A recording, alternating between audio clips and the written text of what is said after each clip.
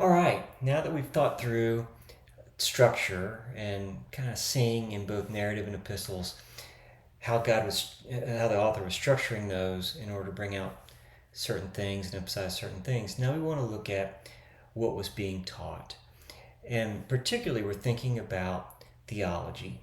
It's the theology of the passage. And so these authors weren't just telling great stories or writing prose or writing letters.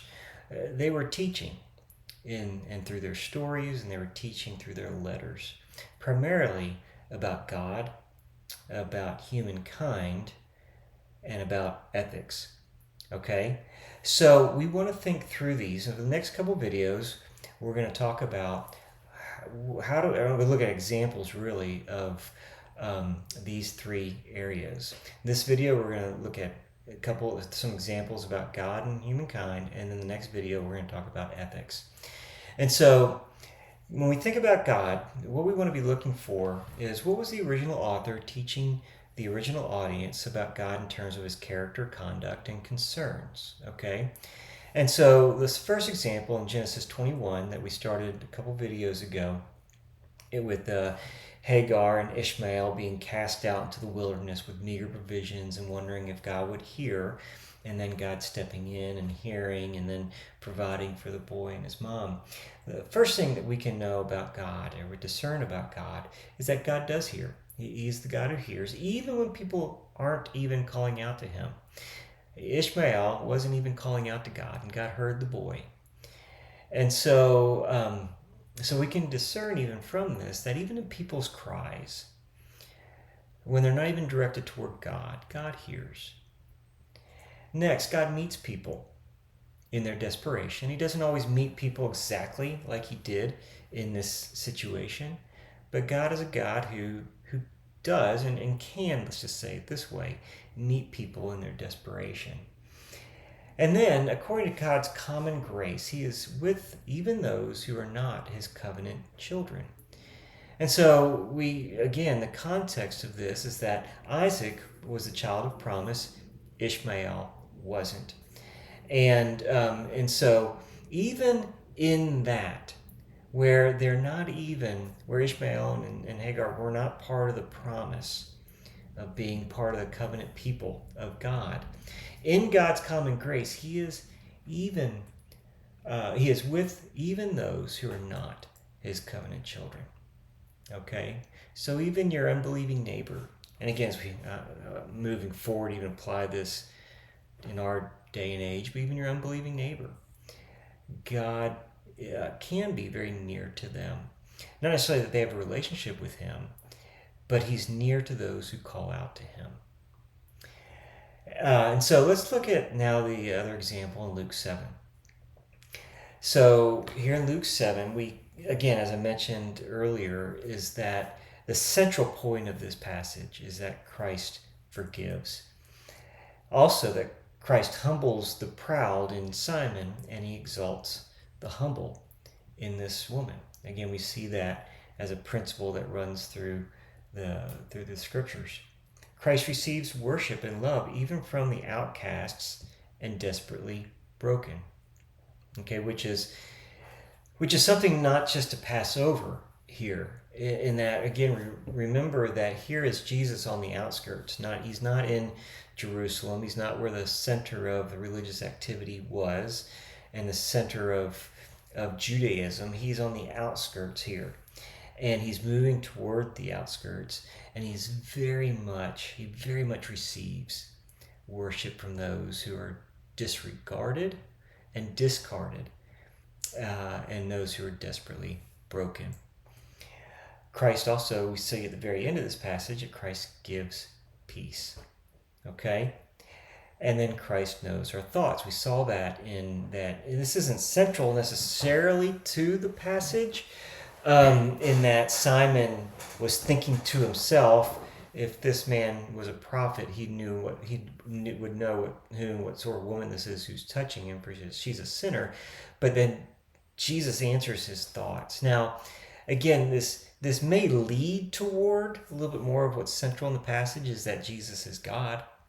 Only God can know a person's thoughts. So it is to a degree peripheral, but at the same time it leads to the center of, I think, what Luke is trying to get at in this story. I want to introduce you to one other passage now too, in an epistle. And Byron walked through the verses right after 2, 1 through 10, but I want to think about this from a perspective of an epistle. So you're familiar with this passage, probably, but I'll read through it, and then we'll look at it from the perspective of what's being taught about God. Okay, Ephesians 2, 1 through 10, you're dead in your trespasses and sins in which you once walked, following the course of this world, following the prince of the power of the air, the spirit that is now at work in the sons of disobedience, among whom we all once lived in the passions of our flesh, carrying out the desires of the body and of the mind, and were by nature children of wrath, like the rest of mankind. But God, being rich in mercy because of his great love with which he loved us, even when we were dead in our trespasses, made us alive together with Christ. By grace you have been saved, and raised us up with him, and seated us with him in the heavenly places in Christ Jesus, so that in the coming ages he might show the immeasurable riches of his grace and kindness toward us in Christ Jesus. For by grace you have been saved through faith, and that this is not of your own doing, it's a gift of God, not as a result of works, that no one should boast. For we are his workmanship, created in Christ Jesus for good works, which God prepared beforehand that we should walk in them. Okay, so let's think about now these things that are true of God in this passage. So God is rich in mercy, and there's more than even could be brought out than just these, but he loved them greatly, even in their sin. So I want to make sure here that I'm using this language correctly, in the sense that I'm using them and their. And the reason is because this is still not our letter. This is to the letter to the Ephesians. And so we're thinking about, what did God say through the human author to the original audience? Later, we'll connect this to us and see how it relates to us. But at this point, we're still thinking about, what is God saying to them about himself? So God loved them greatly, even in their sin. He saved them by grace. He raised them up with Christ and seated them in the heavenly places. He did this to show the immeasurable riches of his grace and kindness throughout the coming ages. He is working good works in them that he had planned beforehand. And maybe one thing that I missed here too is in verse 3, is that these people were by nature children of wrath. It's underlying that, or kind of foundational to that, behind these words, is the fact that it's God who they have a problem with, and God has a problem with them as well at this point. And so they are, what's due them is his wrath. And so those are some things that we can learn about God. But we also want to think through, what does this passage teach about people? And when we think about humankind in a passage, we want to think about 3 different categories. We want to think about, what does this passage reveal about people in terms of what they were created for?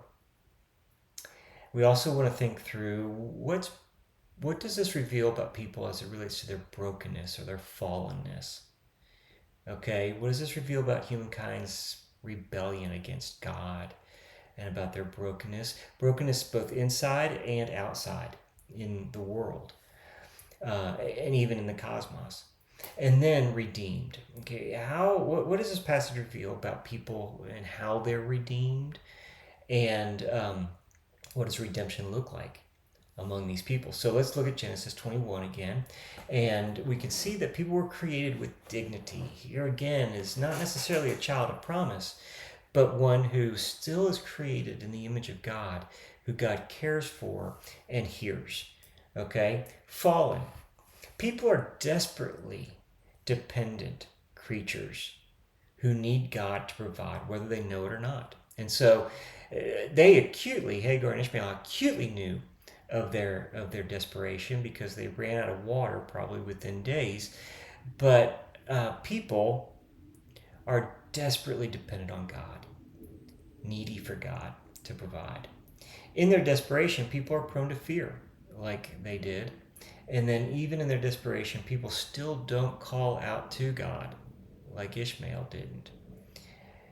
And so that's people kind of what this passage exposes about our people's brokenness. And then redeemed, God can meet people in their desperation even when they aren't specifically calling out to him.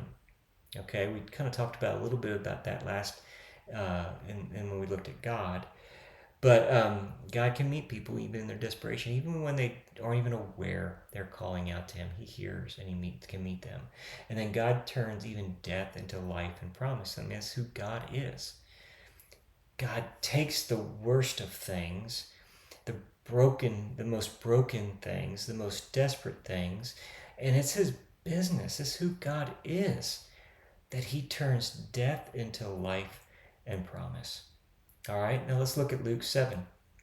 And we think of about people in Luke 7, and people were created to love and worship God like this woman did, and like Simon didn't. People were created for peace that this woman experienced that Simon didn't. To be known and truly loved, again, like this woman experienced, but Simon missed out on. Okay? Fallenness, though, or in narratives, one of the things that we can do is look particularly at characters.